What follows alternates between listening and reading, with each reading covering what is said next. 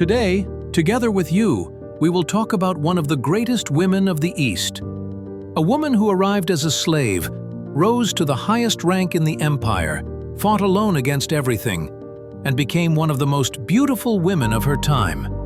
The lawful wife of Sultan Suleiman, Hürrem Sultan. Although it is not completely known where she was born, some sources claim she was Italian, Venetian, Hungarian, Greek, or of Slavic, Russian, or Ukrainian origin. Based on more serious sources, it is estimated that she was born in what is now Ukraine.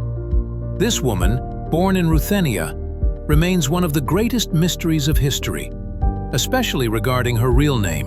What we know as Hürrem Sultan today is actually a name we learned about mostly after the year 1526, and even about her full name there are still disputes. Depending on the region where she was born, we assume her original name might have been Roxelana or Roxana. But exactly where and how she was captured and brought to Topkapi Palace can only be speculated. It is highly likely that Roxelana was taken captive during the raids of the Crimean Tatars into what is now Ukrainian territory, brought to Crimea, and from there transported, either directly or through intermediaries, to the capital of the Ottoman Empire, Istanbul, to the Topkapi Palace. We know that Roxelana served Sultan Suleiman from her earliest years in the palace. At that time, the young sultan, who had newly ascended the throne, already had several women, and even 3 sons. How and by whom Roxelana was brought into his harem remains a mystery. But this great love and affection made itself known from the very first days. The relationship and fondness the young sultan had for Roxelana was proven to us when their first child, Mehmed, was born. Their first prince, Mehmed, born in 1521, also heralded an unprecedented event in Ottoman history. It was one of the first steps of a small but fateful family that would one day leave a great mark on history. The woman who had entered the palace as a slave was now, by holding her first child in her arms, one of the sultan's women. Yet as a rival, she faced several other women and children of the sultan. Roxelana's rise advanced parallel to that of the sultan himself. In the early years of his reign, the Ottoman Empire held strong positions both in Europe and the East. The sultan's first campaign was towards Hungary, and in 1521 he conquered Belgrade, achieving a great victory. In 1522 he set out for Rhodes, conquered it too, and added success upon success. Later, in 1526, he faced the Hungarians at the Battle of Mohacs and won a great victory.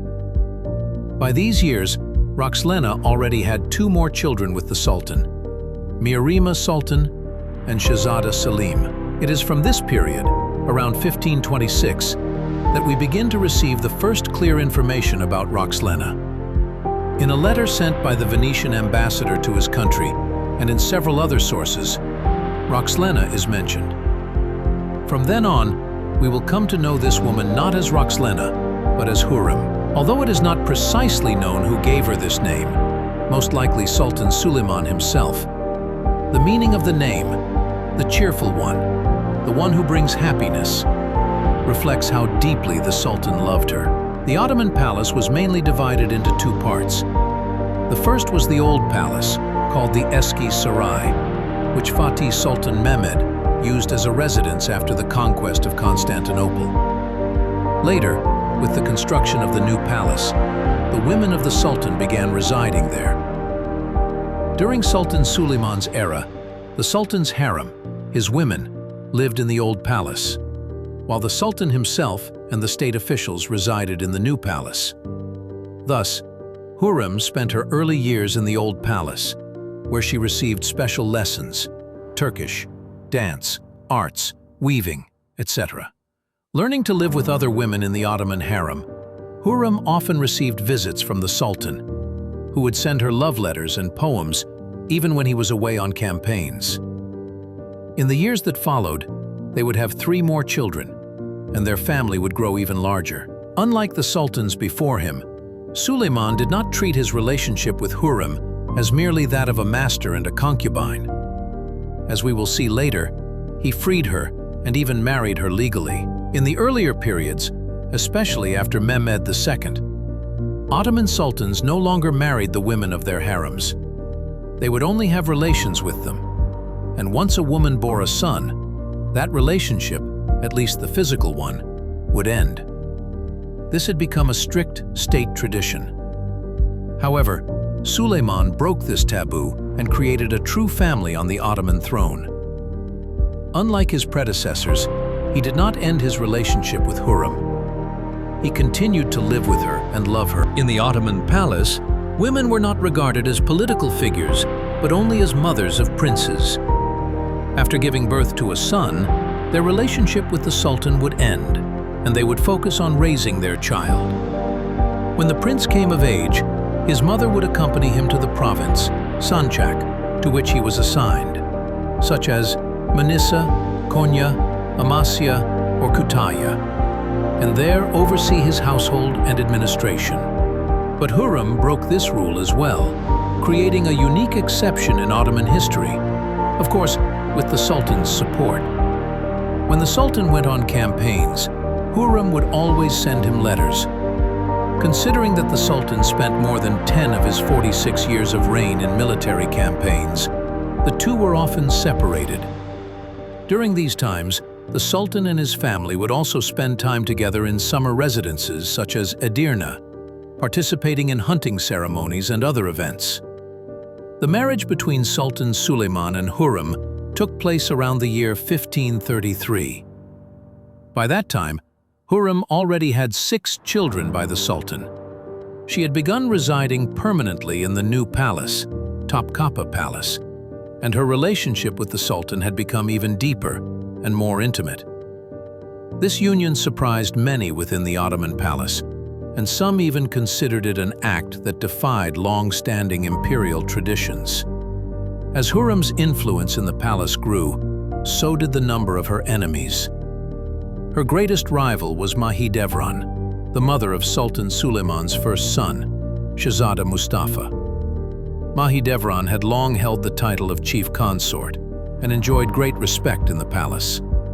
However, as the Sultan's affection turned completely toward Hürrem, Mahidevran's influence began to fade. The hidden and open rivalry between these two women became the foundation for many palace intrigues. This period is often seen as the beginning of what historians later called the Sultanate of Women. Hürrem was no longer just a woman. She became a political and diplomatic figure who influenced state affairs and foreign relations. Her letters to the Sultan, which have survived to this day, show how intelligent, eloquent, and emotional she truly was. Hürrem was not only a beloved companion, but also became a mother of the empire. She founded charitable foundations, established aid centers for the poor, and commissioned mosques, baths, and hospitals. One of her most famous architectural legacies is the Haseki Hürrem Sultan complex in Istanbul. However, this rise also had its darker side. As Hürrem's political influence in the palace increased, the balance within the royal court began to shift. Through her influence, many viziers, harem women, and even some state officials were dismissed. The most dramatic event, however, was undoubtedly the fate of Shahzada Mustafa. According to rumors spreading throughout the palace, Hürrem and her close ally, later Grand Vizier Rustem Pasha, informed Sultan Suleiman that Mustafa was allegedly plotting a rebellion against his father. In 1553, during the Nakhchivan campaign, Sultan Suleiman summoned Mustafa to his tent and ordered his execution there. This tragic event left deep scars in both Ottoman history and Hürrem's image. Many historians consider it both Hürrem's greatest political victory and her greatest sin. After Mustafa's death, Hürrem's influence in the palace increased even further. Through her daughter, Hürrem Sultan, she established numerous diplomatic connections. Hürrem, who was deeply close to both her father and mother, became the only female figure who would continue her mother's legacy after Hürrem's death.